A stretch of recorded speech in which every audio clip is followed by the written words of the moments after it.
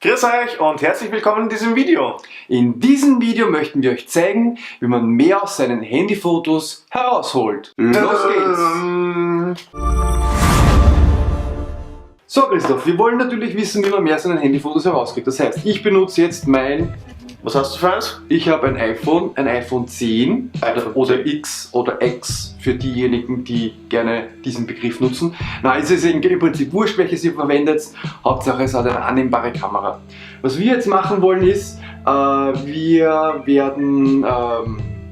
ich muss das Model herhalten mal wieder. Genau, ich werde ein Foto von Christoph machen und ich werde euch zeigen, wie man aus einem Foto von Christoph, wir werden das Foto so schießen, also wir werden hier ein bisschen reinzoomen und nicht zoomen, hier werden wir den Fokus da legen. So. Okay. Gut, jetzt habe ich dieses Foto geschossen, jetzt gehe ich in mein Schnittprogramm rein. Was verwendest du? Ich verwende in dem Fall Snapseed. Okay. Ist das eine App, die man gratis runterladen kann? Ja. Ja, okay, super. Kurz und bündig. Ich habe das Foto jetzt geöffnet. Das erste, was ich mache, ist, weil es mir nicht ganz so gefällt, ist, der Bildausschnitt war nicht ganz so korrekt. Das heißt, ich gehe jetzt mal zuerst auf Zuschneiden. Wie wir in einem anderen Video schon gesagt haben, geht es darum, wir haben diese Schnittlinien, also die Schnittpunkte der Linien. Das nennt sich diese Zwei-Drittel-Regel, ja? Dass man einfach schaut, dass man den Zuseher auf einen Punkt hindirigiert und nicht einfach irgendwie wild ins Bild reinlaufen lässt quasi. Man kann diesen Schnittpunkt auf ein Auge legen oder in die Mitte, schauen wir uns das mal an, wenn wir es in die Mitte legen. Wie findest du?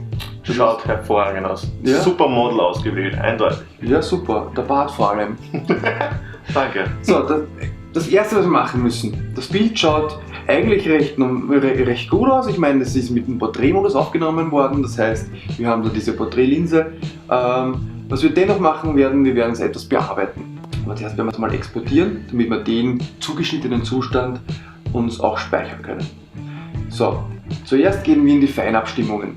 Die App bedient man so, indem man natürlich hier unten über die Looks oder die Tools das entsprechende Tool auswählt und mit einer Auf- oder Runterbewegung kann man dann das Setting oder die Einstellung auswählen, die man verändern möchte. Um den Wert selbst zu verändern, bewegt man seinen Finger einfach von links nach rechts. Und wie man hier sieht, wird das Bild entweder ganz dunkel oder ganz hell. Ja? In dem Fall muss ich natürlich schauen, dass ich etwas, in dem Fall verändere ich jetzt einmal die Helligkeit und ich schaue mir mal an, was für eine Helligkeit mich ansprechen würde. Also mich spricht zum Beispiel diese Helligkeit hier an. Ist ganz gut. Das nächste, was wir machen wollen, ist, ich will ein bisschen mehr Kontrast. Ich will, dass sich der Christoph quasi hier ein bisschen mehr abhebt.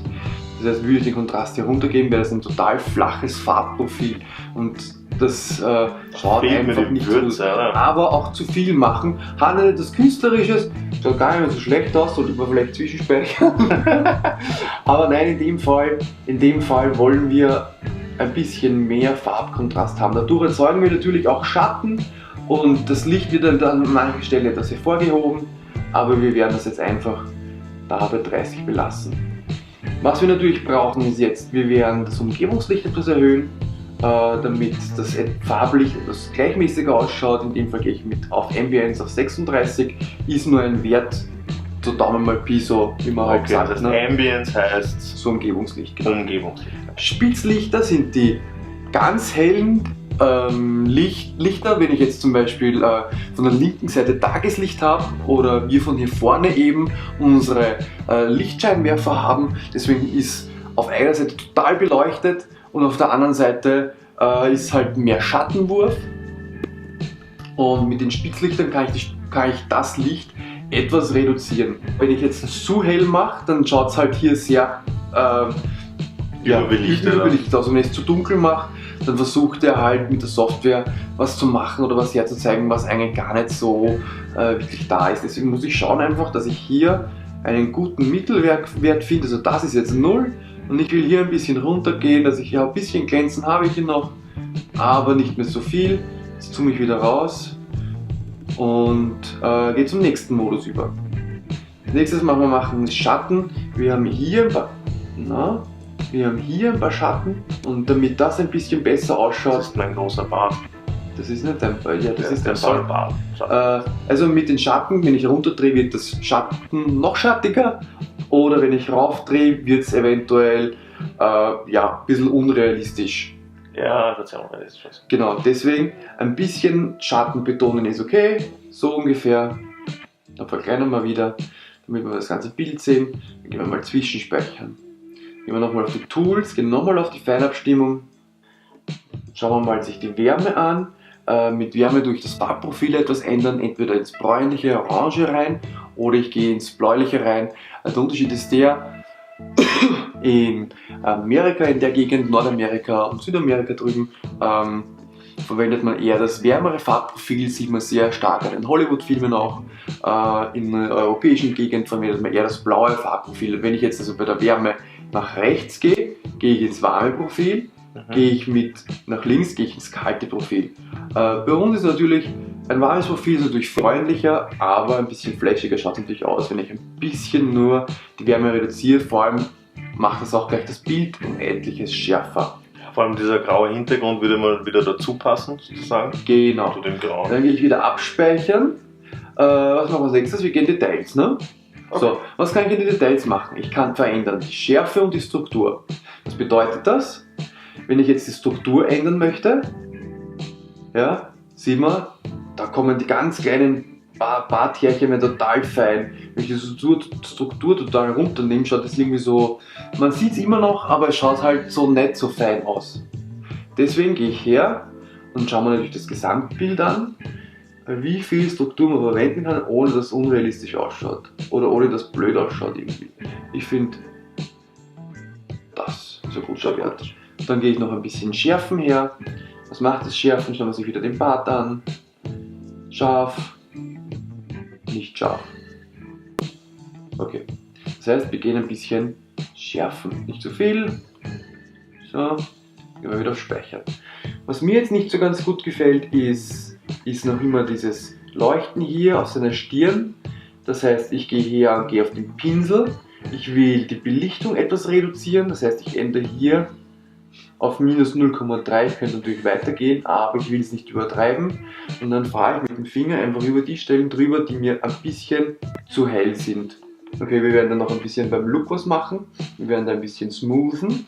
Was macht er im Prinzip? Der tut noch einmal ein kleines bisschen einen Filter drüber legen. Verdammt, schaut aber gut aus, oder? Ja. Also mir gefällt das total. So, jetzt tun wir das Ganze exportieren. Ich glaube, ich habe ein neues Profilbild, oder? Schon wieder. Ja. Alex, ich sage Dankeschön. Wie man aus einem gut geschossenen Foto, aber nicht mit optimaler Umgebung, beziehungsweise nicht mit optimalem Licht und wenn man jetzt zum Beispiel nicht genügend Zeit hat oder einfach nicht sehr viele Fotos machen kann, kann man trotzdem aus diesem Foto etwas Wunderbares herausholen. Und das hast du uns gerade gezeigt. Ich bin dir sehr dankbar dafür. Das heißt, um das kurz nochmal zusammenzufassen, schneiden, Kontrast, Helligkeit, Schatten bearbeiten, Spitzlichter bearbeiten, Ambience, Struktur hineinbringen, Schärfe, genau. Und dann einfach so Feinheiten noch ausbessern.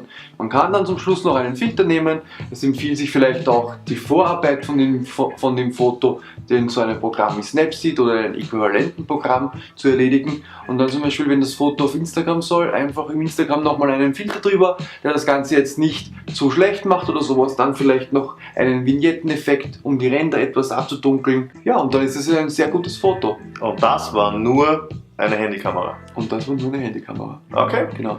Wenn euch das Video gefallen hat, dann drückt auf Gefällt mir. Wir sagen Dankeschön, abonniert uns, dann gibt es mehr Informationen, dann seid ihr immer am aktuellen Stand. Wir versuchen Wissen weiterzugeben, kleine Tipps, Tricks und so wird das Leben einfacher gemacht. Wir sagen Dankeschön und bye!